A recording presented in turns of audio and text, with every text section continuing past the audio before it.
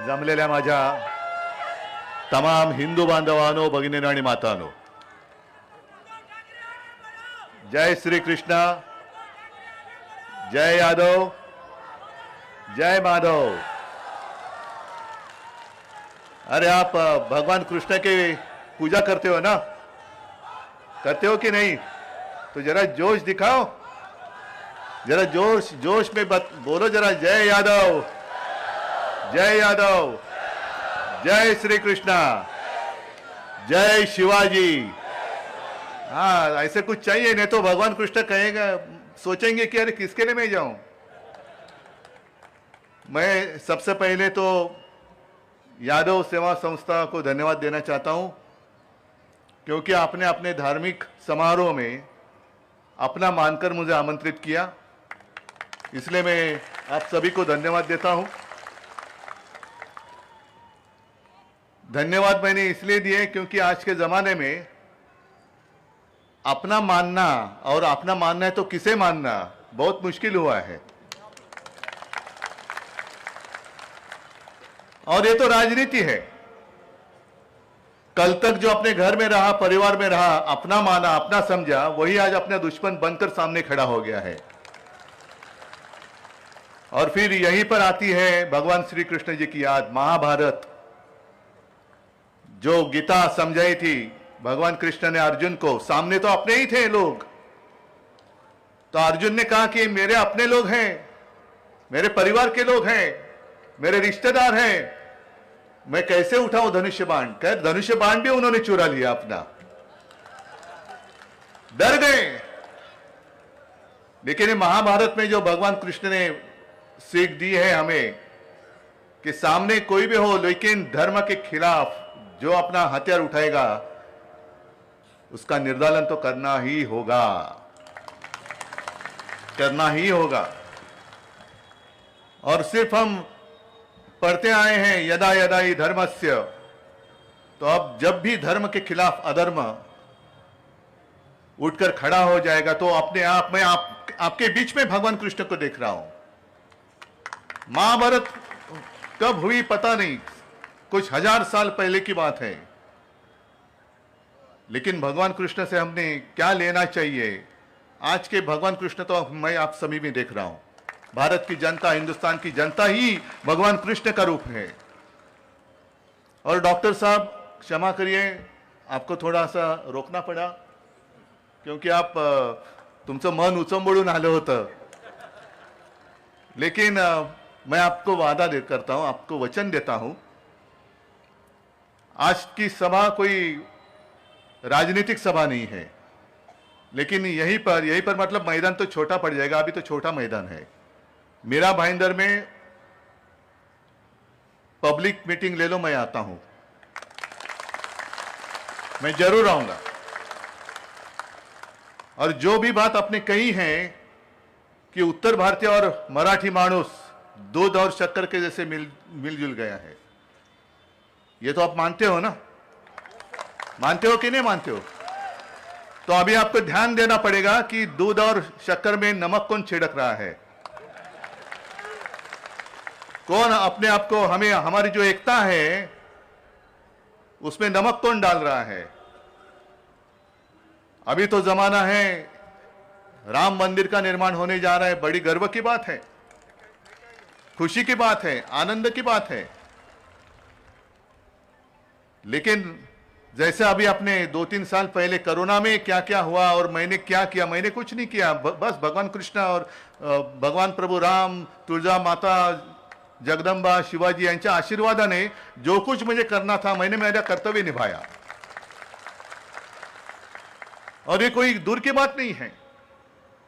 लेकिन राम मंदिर का निर्माण जब होने जा रहा है तब मुझे वो भी दिन याद आ रहे हैं, 92, 93। आपने कहा, आप सभी लोगों का बड़प्पन है कि मैंने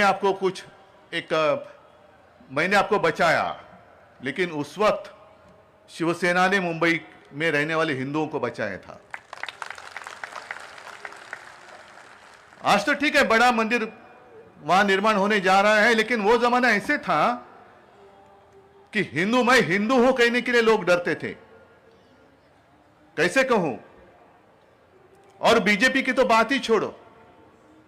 जब यहां मुंबई जल रही थी तो एक में वो हिंदू हृदय सम्राट बाला साहब ठाकरे जी और उनके शिव सैनिक, ना हाथ में कोई सत्ता थी, ना कुछ, जो देशद्रोही अपने खिलाफ आए थे, धर्म के खिलाफ अधर्म, तो धर्म की रक्षा करने वाली शिवसेना है, धर्म की रक्षा करने वाली है। लेकिन हमारा हिंदुत्व सिर्फ दूसरे धर्म का द्वेष करना नहीं है। मेरे पिताजी जो कहा करते थे कि हिंदुत्व मतलब राष्ट्रीयता है। ये देश मेरा, मतलब मेरा देश मानने वाला, ये वतन मेरा है मानने वाला हर कोई है, वो हमारा है, अपना है। देश के लिए जान देने वाला जो है वो हमारा अपना है। बाकी तो बातें ठीक है। आप सदियों से यहां रह रहे हो, कभी कभी कुछ उत्तर भारतीय मेरे घर में आते हैं, अच्छी मराठी में बात करते हैं, तो मैं उनको पूछता हूं कि भाई साहब आप कहां से हो? तो कहते मैं उत्तर प्रदेश से हूं। अच्छा, गांव कौन सा? तो आप काहे का गांव? मेरे दादा यहां आके बसे, तो अभी हम मुंबई यही हमारा गांव हो गया, अभी गांव कुछ रहा ही नहीं। अच्छी बात है, इतनी अगर एकता है। और बीच में किसी ने कहा कि जब अपनी सरकार केंद्र में आएगी, जरूर आएगी और हमें लाना ही होगा, तो राजन विचारे को मंत्री बनाओ। मैंने कहा आपके मुंह में घी शक्कर, उसके चाहिए तो आज की पूजा में मक्खन होगा तो मक्खन भी ले लो। इसलिए मैं कह रहा हूं कि अपना अनुभव, जो आपने अनुभव लिया है, शिवसेना का अनुभव लिया है, चलो मैं मुख्यमंत्री था, मेरे कार्यकाल का अनुभव लिया है, वो अनुभव को आप मत भूलो। जैसे भी चुनाव नजदीक आएंगे तो आपके गांव से लोग लाए जाते हैं, यहां से वहां से लाते हैं ना। आप कहां से हो? यादव हो, ब्राह्मण हो, ये हो, वो हो, उत्तर प्रदेश में कहां से रहने वाले हैं, तो आपके गांव से कोई वहां के मुखिया हो सकते हैं, लेकिन वो उनके पार्टी के होते हैं, वो आपके बीच में आते हैं। आपको भी अच्छा लगता है कि अरे कोई तो मेरे मायके से कोई आ गया, ऐसे लगता है। और वो आकर आपके बस्ती में रुकता है, रहता है और आपका ब्रेन वॉश करता है ना, सही है। फिर 5 बज जाते हैं, 6 बज जाते हैं, वो वोटिंग मशीन बंद होता है, फिर आपके मायके से जो आता है वो गायब होता है। फिर रहते हम, आप और हम तुम एक शहर में बंद हो, चाबी तो खो नहीं देंगे हम, लेकिन बाद में आप और हम इस शहर में रहते हैं। जब भी कोई जरूरत आती है तो आप हमारे साथ आते हैं, हम आपके साथ देते हैं। लेकिन चुनाव आते हैं तो न जाने कहां से, भले आपके गांव के लोग हो, वो आपके बीच में आकर आपका ब्रेन वॉश करते हैं। और इसलिए मैंने जो शुरुआत की कि दूध और शक्कर में नमक छिड़कने वाला कौन है, उससे आप दूर रहो। उनको कहना भाई साहब हम यहां सुखी हैं, आपकी कोई आवश्यकता नहीं है। हमारे यहां महाराष्ट्र में सुखी है, मुंबई में सुखी है, हमें कोई आपत्ति नहीं है, कोई संकट नहीं है। जब भी कोई आपत्ति आती है, वो चाहे निसर्ग का, प्रकृति का प्रकोप हो, या दंगा फसाद हो, या कोई एक्सीडेंट हो, पहले दौड़कर कौन आता है? शिवसेना आती है कि नहीं आती है?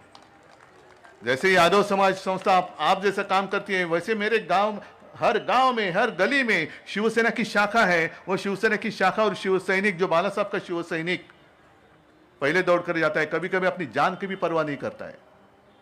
और ऐसी भी कोई घटनाएं हुई है कि बचाते बचाते मेरे शिव सैनिकों ने अपनी जान गंवा दी है, अपनी जान गंवा, लेकिन वो परवाह नहीं करते, अपने परिवार की परवाह नहीं करते। अपना मेरा क्या होगा, मेरे बाल बच्चों का नहीं, मेरे सामने कुछ हो रहा है तो पहले उनको मुझे बचाना चाहिए। यही हमारा हिंदुत्व है, यही हमारा हिंदुत्व है। और कई बार मैंने कहा है, हाँ हम भगवान कृष्ण को मानते हैं, भगवान राम को मानते हैं, प्रभु रामचंद्र को मानते हैं, सबको मानते हैं। एक महीने पहले जहां चुनाव हुए, मध्य प्रदेश में हुए, राजस्थान, छत्तीसगढ़, ठीक है, जो भी परिणाम आए सबके सामने हैं। लेकिन खास कर मध्य प्रदेश में कहा गया, हमारे केंद्र के गृह मंत्री जी ने कहा कि अगर आप हमें वोट करेंगे तो हम आपको रामलल्ला का जो दर्शन है वो फ्री में करवा देंगे। क्या रामलल्ला आपकी प्रॉपर्टी है? हाँ, रामलल्ला आपकी प्रॉपर्टी है? अरे कितने साल हो गए, सालों से चलते आ रहे हैं, जय श्री कृष्ण, जय श्री राम। आप तो अभी अभी आए हो और आपको अभी ऐसे लगने लगा कि जय श्री राम या जय बजरंगबली की जय बोलेंगे तो सारे हिंदू हमारे साथ आ जाएंगे। और यही फर्क है उनके हिंदुत्व में, हमारे शिवसेना के हिंदुत्व में। हमारा हिंदुत्व कैसे है? हृदय में राम और हाथ को काम देने वाला हमारा हिंदुत्व है। मुफ्त रामलला का दर्शन करो। अगर मध्य प्रदेश में करना चाहते हो, अगर कर रहे हो, तो मेरे मराठी महाराष्ट्र में रहने वाले हिंदुओं का क्या? उन्होंने क्या, कौन सा गुनाह किया है, कौन सा अपराध किया है? उनको फ्री में रामलला का दर्शन आप क्यों नहीं करते? सबको करो। पूरे रामलला तो पूरे विश्व का है, सारे हिंदुओं का है। तो आप ऐसे कैसे पूछ सकते हो? अरे आप कहां से आए हो? मध्य प्रदेश। वोट किसको दिया था?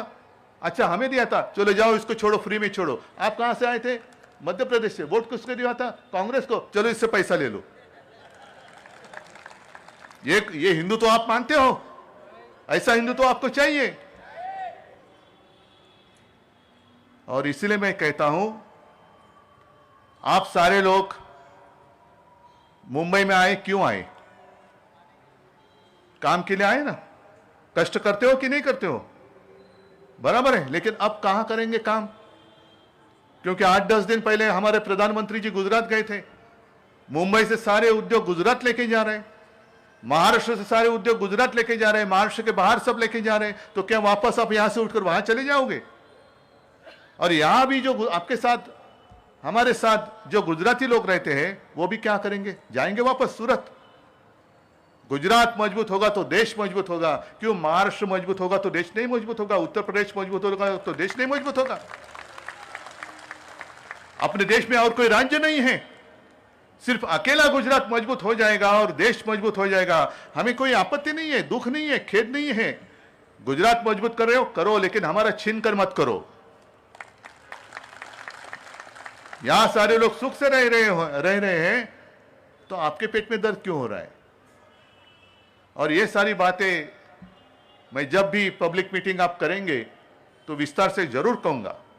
आज तो मैं इतना ही कहता हूं, श्री कृष्ण जी को प्रार्थना करता हूं कि हे भगवान, उस वक्त जो भगवत गीता आपने अर्जुन को समझाई थी, वही भगवत गीता आप हमारे सारे हिंदू भाई और बहनों को समझाओ।